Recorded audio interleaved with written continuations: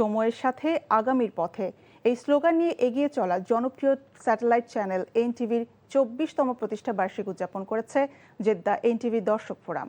শুক্রবার সন্ধ্যায় বাওয়াদি বাংলাদেশি মালিকানাধীন আল আয়াদ রেস্টুরেন্টের বলরুমে আয়োজিত এই অনুষ্ঠানে স্বতঃস্ফূর্তভাবে অংশগ্রহণ করেন সব শ্রেণী পেশার প্রবাসীরা।